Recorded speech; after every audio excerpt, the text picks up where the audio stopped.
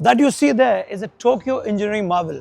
These flyovers crisscross each other and complicate, and the roads here are so nice. But that's not the point. The point is that I have a very important car from Nissan, which is coming to India very soon in the next quarter of 2024. That's the Nissan X-Trail. Yes, this is the same car which has got a lot of attention back in the day. It's been some time and it's long time due. So let's take a hard look at the Nissan X-Trail, and it all starts from here, right here. The badging is very clear right here. The mesh looks very premium. It's not a chrome on your face, but there's a nice strip of chrome which runs across the borders of the, on the periphery rather. LED headlights, there's a chrome touch here also, nice air ducts. Overall it looks very butch. There are two character lines on the bonnet, it gives it a very masculine feel, as to say. Now, there's a nice X-Trail badging on the light here. This is very important. The tires, the one we have is a 22-inch rim with very nice rims. In fact, it looks very new with very space edge. Over here, again, not much. One character line here. Nice chrome touch right across the mat, which is very neat. What we step inside, this is something which has a lot of changes which has happened. Now, what you see first thing is that paddle shifters are missing, because as far as I remember, the earlier Nissan had a paddle shifter, and the overall finish looks very premium. You know, it's a very typical Japanese, not too luxurious, not too cheap either.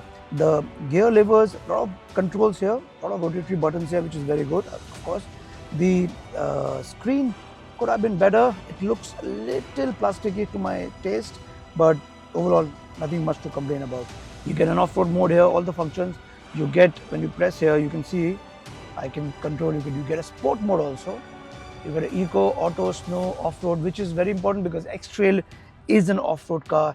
The one we have is basically a 1.5 liter electric motor. It's got a hybrid engine basically. It's got a hybrid engine with two motors. So this is not the model which will come to India mostly, because as far as what our sources have got, because it's going to get the price very expensive. But overall, it looks very neat, very nice.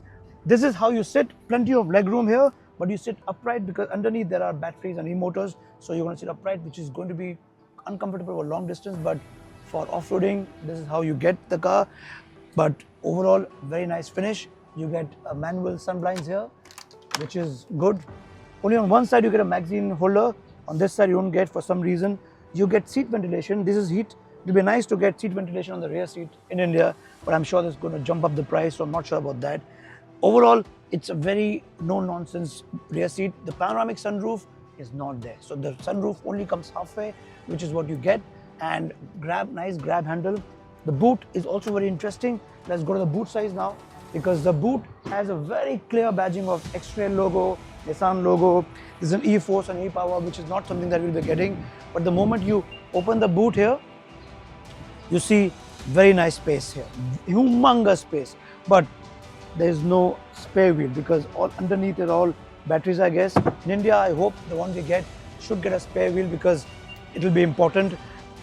I am driving the 1.5 liter hybrid engine. It's got dual motors on the front, one on the rear. Now the whole dynamics of the driving is such that it makes you feel very, very off-roady, you know what I mean? I mean, you just feel like pressing on the gas and going that hard way. The suspension, you really can't compare because this is Tokyo. The roads are the most brilliant roads that I have seen anywhere in the world. So suspension doesn't have to do much work. However, it is not bad. It does have some amount of cabin noise seep in fact, which is there in early X-Trail as far as I remember. But this one also has a decent amount of cabin noise seeping in. Overall, it looks very neat in drive height. So there's a couple of interesting tech here. You get an A-type, C-type here. You will get an A-type, C-type also on the rear seat. You also get a camera feed here. And with one touch of a knob, you get to see the camera feed. It's good when it's loaded to the brim on your boot, so you can have a look at the rear. This is a very, very good tech, very, very functional, I would say. I've used it very often, and these are mostly, they are not luxury cars. I'm not sure whether the segment we get, the variant we get, will get this, but this will be a welcome addition.